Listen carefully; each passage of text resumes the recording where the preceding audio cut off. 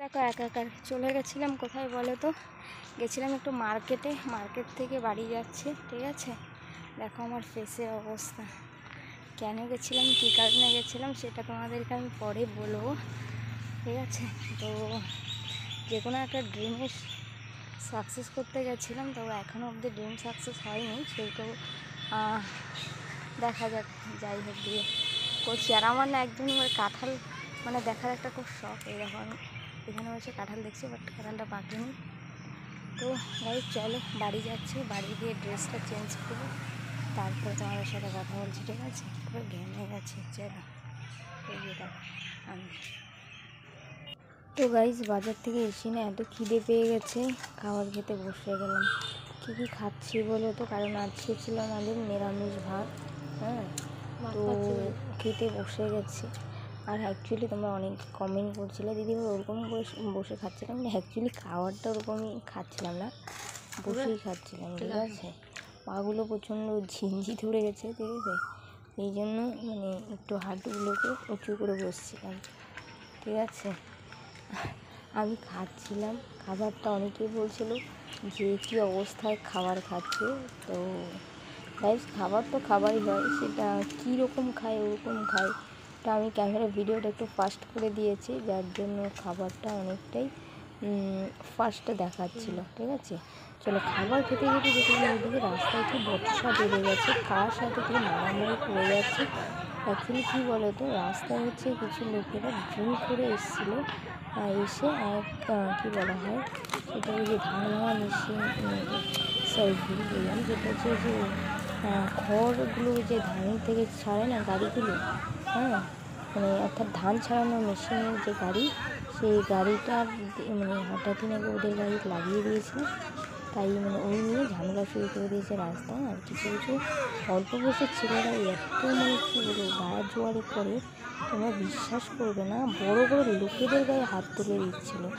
এখনকার আমাদের সমাজের যা পরিস্থিতি, মানে বড় ছোট কাউকে মানে না।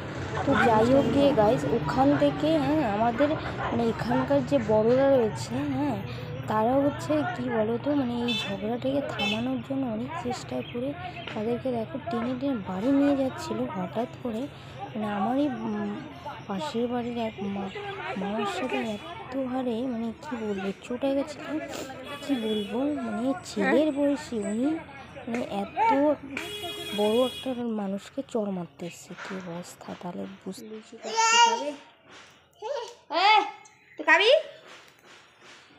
তো গাইস দেখো বাইরে ঝগড়া শুনে এসে বসে পড়লাম গরমের মধ্যে, লিচু চুলে খাচ্ছি, খাবে লিচু খেলে চলে আসে লিচু। আর এই লিচুগুলো এনেছে কে, দিদি বাড়ি থেকে এনেছে, তোমরা দেখেছো, মা নিয়েছিলো গেছিলো, তো সেখান থেকে। অ্যাকচুয়ালি আমার দিদি বাড়িতে লিচু আছে, প্রদীপদের বাড়ি থেকে চৌদি বাড়িতে লিচুগুলো খুব টেস্টি ছিল।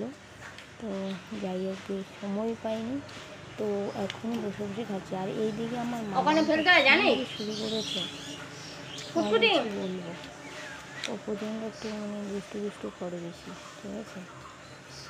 কি গরম রে বাবা, গরমের দিকে দেখো লিচুগুলো আরও সাইজে বড়ো হয় ছিল, বৃষ্টি হয়নি, আর বৃষ্টির কারণে হচ্ছে লিচুগুলো কিছু একটা বড়ো। আর এদিকে হ্যাঁ ক্যামেরাকে ধরে দেখাচ্ছিলাম, বাট ক্যামেরার সামনে খুব কম আসে, ও যখন মন চায় তখন আসে, না তো আসে না, চলে এসে পেছনে দিকে। চলো লিচুগুলো খাচ্ছিলাম, আর আমি এদিকে কার সাথে কল করেছিলাম, কারণ মা বসেছিল পাশে, তো মায়ের সাথে কথা বলছিলাম, লিচু খাচ্ছিলাম। তো গাইস কী বলবো, এই একটা ছোট্ট ভিডিও, তোমাদের কেমন লাগছে অবশ্যই কমেন্ট করে জানাবে। তোমরা অনেকেই বলো দিদিভাই তোমার হোম ট্যুর ভিডিও দিবে, তো গাইস হোমটা এখনও সাজানো হলে অবশ্যই দিব। তো ভিডিও ভালো লাগে লাইক কমেন্ট শেয়ার করে দেবে, দেখা হবে নেক্সট।